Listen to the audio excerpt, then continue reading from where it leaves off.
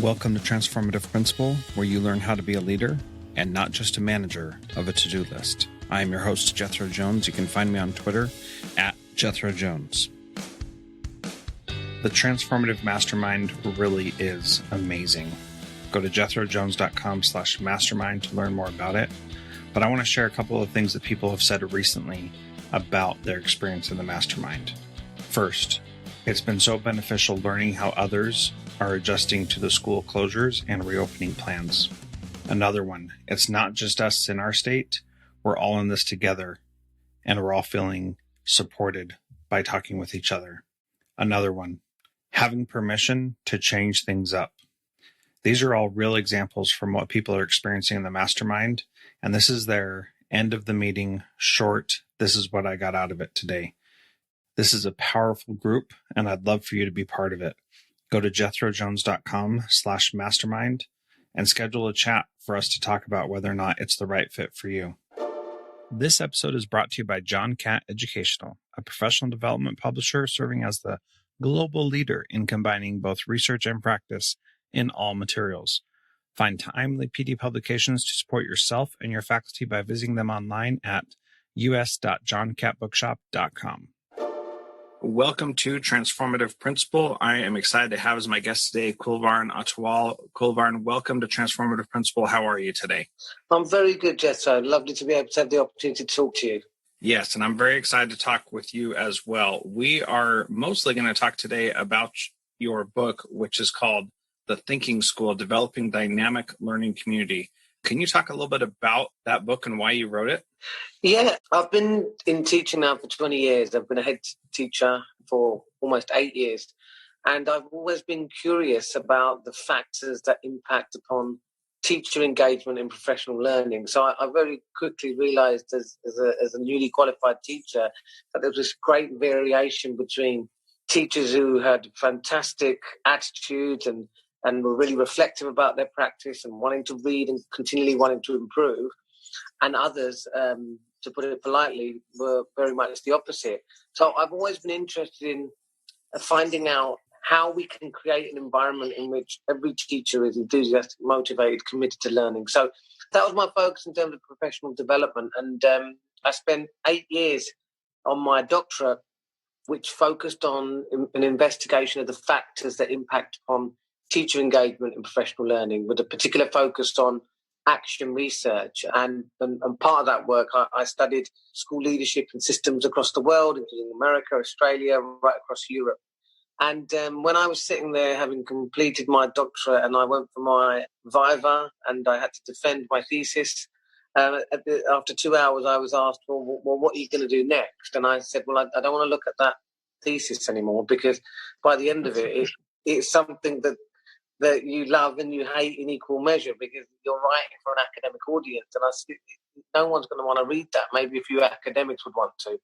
And I thought what I'd like to do is write a book, because what was I going to do with all this learning? Just working with my own school and develop the model there? No, I wanted to write a book so that other educators in the UK and beyond could look at developing a similar dynamic learning community in their schools. Because what I was finding is, by focusing our energies on teacher professional learning, and there's a simple premise with which I start the book, which is the greatest single factor that impacts upon the quality of children's learning in schools, I'm taking all factors of the home out of that, is the quality of teaching.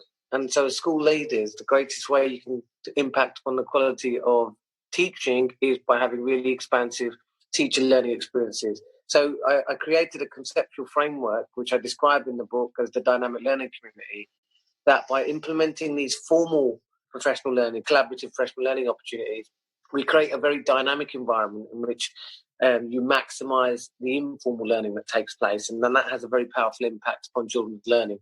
So really the purpose of the book was to provide a practical guide so that other leaders could implement similar models in their own schools. Yeah. So, when I think about this situation, what I typically see is that a lot of times we don't give credit or respect to the informal learning. Can you define what informal learning is and why it's so important? Yeah, because as educators, the first thing is that in the very institutions in which the core business is learning, so schools, I found that the quality of the adult professional learning was relatively poor. And so if you take all the formal learning opportunities, which are like meetings after school or staff training days, that accounts for a very small proportion of the time teachers actually spend in schools. In my third year of my doctorate, my supervisor introduced me to a whole new world. It was like Neo in the Matrix, or Alice going through the looking glass, and I suddenly looked at other industries like steel workers and hairdressers. And I read a piece of work by two researchers, Lave and Wenger, which looked at communities of practice and argued that more learning takes place socially in institutions than does take place formally. An example of that will be that the newly qualified teacher starts in the school, is assigned a mentor. Now, there's a certain amount they'll learn from their mentor, but they'll actually learn more if everybody in the institution is someone they can go to and have dialogue with informally and develop their practice. So then what I looked at is, how do we create an environment in school which maximises our informal learning? So some of the activities that the teachers within the Thinking School will engage in are designed to develop an informal learning environment. So every person is trained as a coach. All teachers participate in peer learning and lesson study. We do collaborative action research, collaborative planning, and teachers move around and work within different groups in the school. So it's a much more expansive environment for informal learning. And you're tapping into an environment simply because most of the time teachers are working in isolation. They're in their own classrooms by themselves with their doors closed. If you compare that to working on a construction site or in a hairdressing salon, there's much more deeper engagement and professional dialogue and informal learning taking place. So that is what I really wanted to tap into. It can have a very powerful impact upon the openness with which teachers talk about their own learning and development. There was a study coming out of Chicago, actually, in 2016 by Crafts and Pape, quite a large study, which argued that the average teacher stops improving in their third year of teaching. And, I think that's shocking, because we have a mentality that I want to be a better teacher today than I was last week. And I can only do that by being curious and by engaging in dialogue. Yeah, that's really interesting. And what I think is most fascinating about that is looking at my own experience. I felt like I was the most effective teacher that I was during my third year. And then after that, I didn't feel like I was an effective teacher. And then I became an administrator and was able to continue learning and leveling up my skills. And it wasn't that I figured everything out, but I knew what worked for me at that point, because you learn very quickly in front of a bunch of kids what works for you and what doesn't. And so I learned quickly what did and did not work for me. And my third year was the best year of me being a teacher. And I just think that's really interesting that you stopped learning. And I felt like I learned in dog years before that. So that's a really fascinating study. Hey, guess what? I've got a book coming out. How exciting is that? It's called School X, and it's all about helping you as a principal be a designer of your school and not just a manager. So I hope you'll check it out. You can download the free chapter at schoolx.me. So just go to schoolx.me to download the first free chapter. And once you get it, hit reply to the email and tell me what you think. Looking forward to sharing that with you. That's schoolx.me. Now, you talk about having these communities of practice, and, we, at least here in America, and it may be different in the UK, but here in America, we typically think of those as professional learning communities, and those vary greatly by school, even though there are certain things that everybody can agree are part of learning communities. How do you define that, and how do we know if we're doing that, quote unquote, right? I think you're absolutely right, because there's so much variation between schools and between groups of schools. In essence, the term community of practice is very powerful, because the aim of groups of people to come together isn't necessarily as what would be defined as academic research. It's not about developing new knowledge. It's about improving practice. So a very micro level within a school, how many opportunities do teachers get to be able to engage in collaborative professional dialogue? How many opportunities do they get to go and visit each other's classrooms in an informal way How many opportunities do they get to engage with research and reflect and question their practice? So the first step has to be that it has to be part of the culture within a school. We have a system in England which promotes the individual rather than collaboration, because you have other elements like performance-related pay and target setting that teachers have, it doesn't encourage that type of collaboration. So when I first went to my current school, we, under the Ofsted framework, it was graded as a school that was requiring improvement, which basically means that the inspection team don't think it's very good and you need to improve rapidly. At the time, I was 4 years into my doctorate. I was very clear that this was the model, expansive professional learning, that I was going to aim for. And you don't necessarily have a boss, but you have I don't know whether they're called superintendents in the States, but we have associate advisors or school improvement partners. And she came in to see me and she said, "What's your plan?" And I said, "Listen, I've got a great plan." And she goes, "Yeah, tell me about it, because the teaching has been graded in this school as requiring improvement, which is category 3. There's only one category below that." And I said, the plan is that I'm not going to participate in any judgment or lesson observations. These teachers are going to be given the time and space to develop their craft. So in this first term, I'm not going to make any judgments of any teachers. Instead, we are going to enable every year group to engage in collaborative action research projects. And we're going to focus on what does quality teaching look like, and we're going to focus on the work of assessment for learning. And each year group is going to come up with a collaborative research question that they want to investigate. So, for example, in grade 6, they wanted to develop a model of peer learning, peer assessment for children. In grade 1, they wanted to look at how they can enable the children to be more active in class discussions. And she looked at me as if I was mad, and she said, she said, "You can't do that. You're going to go in, as is the way in the country at the time. You're going to go in and you're going to judge every teacher, and you're going to score them against 4 grades: outstanding, good, required improvement, or what was the first one? Inadequate." I mean, like, who would want to be described as inadequate? And she said, because if the school isn't out of the category by Ofsted within 18 months, you could lose your job. Now, Jeffro, I care about the 700, 800 kids in the school, but I also care about my own kids. Right. But I had the courage in my convictions, because when you've engaged in such a level of research at doctoral level, and you're refining this conceptual framework, it represents your values and beliefs. And we stuck to the plan, and that was the beginning of moving from individuals to teams to developing a community of practice.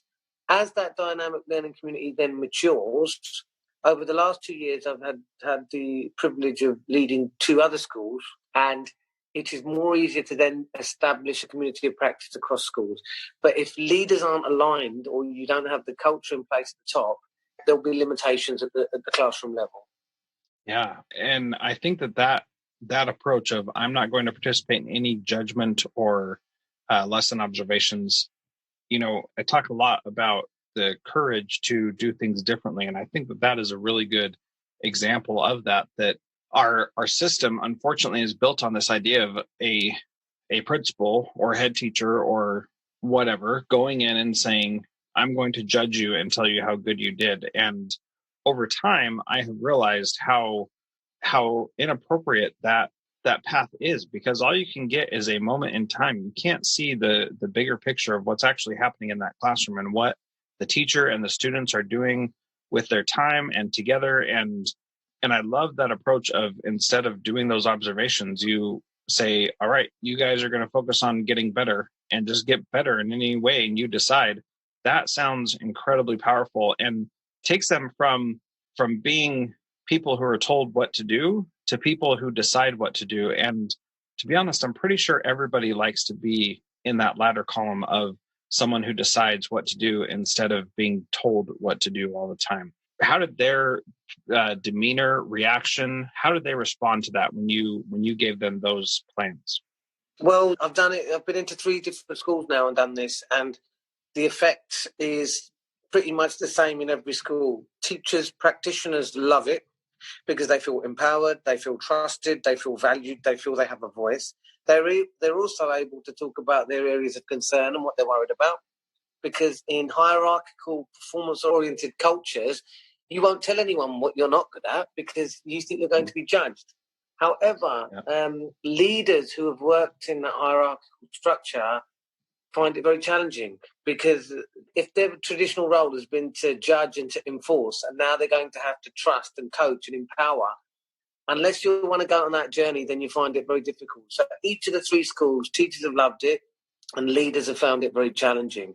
Yeah. But in terms of empowerment, I looked at some research from 1950s Japan, which at the time they wanted to compete at an economic level with the rapid development of the economy that was happening in the States. And what they did is they went into factories, and whereas traditionally you have line managers telling people on the assembly line, this is what we need you to do, and we're going to watch that you do it, and we're going to monitor that you do it, and we're going to check that you do it.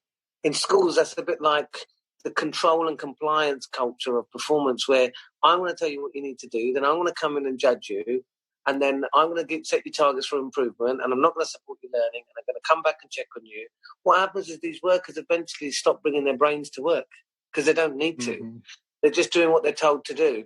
And what happened in Japan is they took out all these middle managers, and instead of them checking up, what they said is, well, what outcomes do we want? So we want you to make a bread making machine. Here's the tools, here's the resources, put your heads together, come up with the idea. In schools, if I'm leading a group, I will say, right, what do we want for these children? We want them to be critical, independent, creative thinkers. We want them to be successful in their maths, their reading and their writing. But we're going to decide collectively within our context how we're going to do that.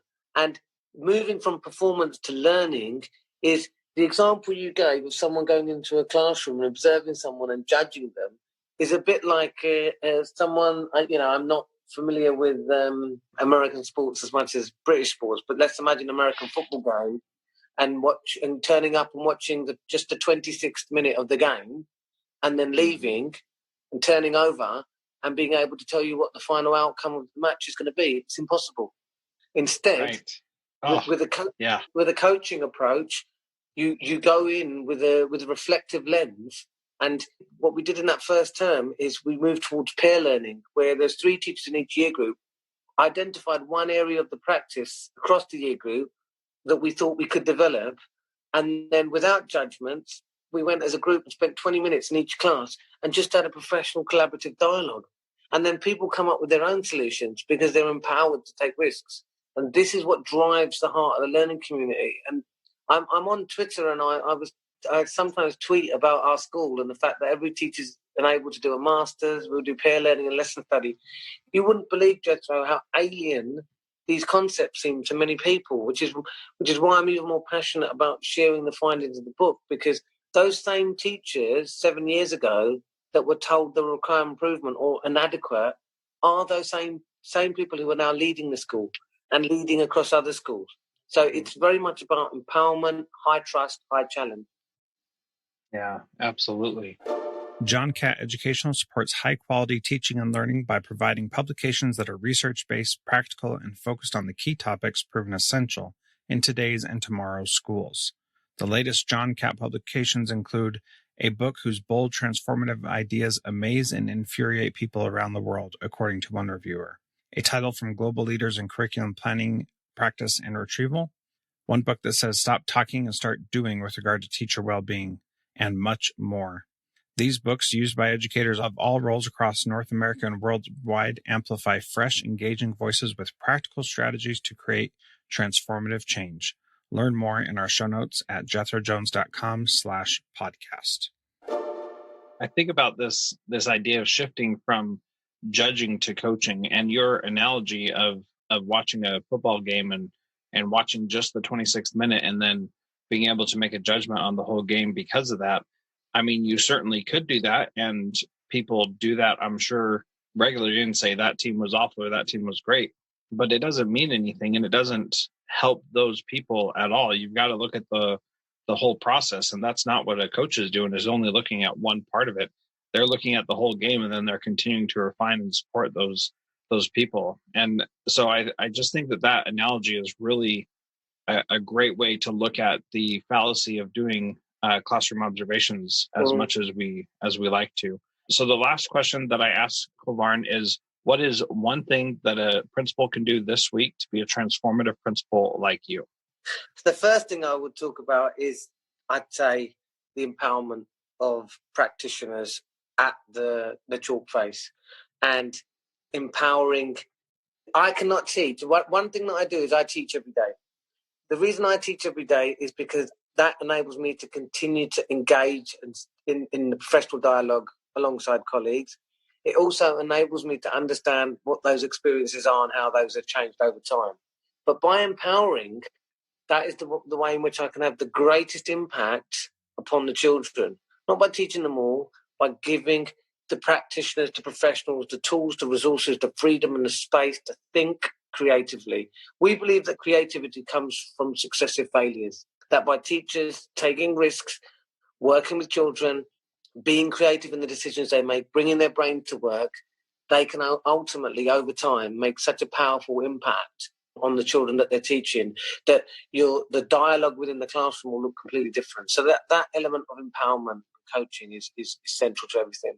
Yeah, absolutely.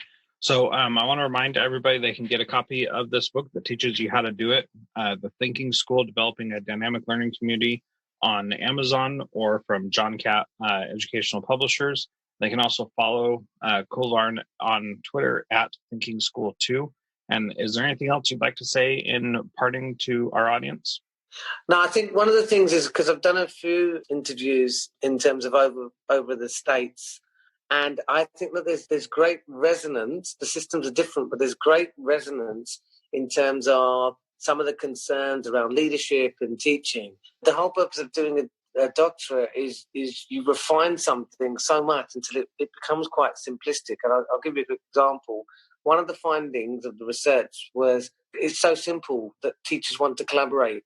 They don't want to be in isolation. Another one was that they like to work in different groups, not just the same department in their secondary school or the same grade in elementary.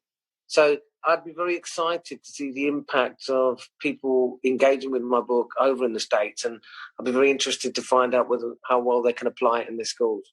Yeah, absolutely. And I hope that you will reach out to Kulvarn on Twitter or to myself, and we'd love to hear how that process is going. Again, I want to thank you for being part of Transformative Principal, and you can get the show notes for this episode at transformativeprincipal.org. Thanks again, Kulvarn. Thanks, Jethro. Thanks for having me. Thank you to our valued partner, John Catt Educational. If you are a leader looking to make transformative change by providing yourself and your leaders and teachers with professional development that is research-based and rigorous, yet easy to digest and full of practical strategies, check out the latest publications from John Catt. Visit us.johncattbookshop.com to find information on bulk orders or learn much more in our show notes. You can also use the code TRANSFORMATIVE to save a bundle at us.johncattbookshop.com.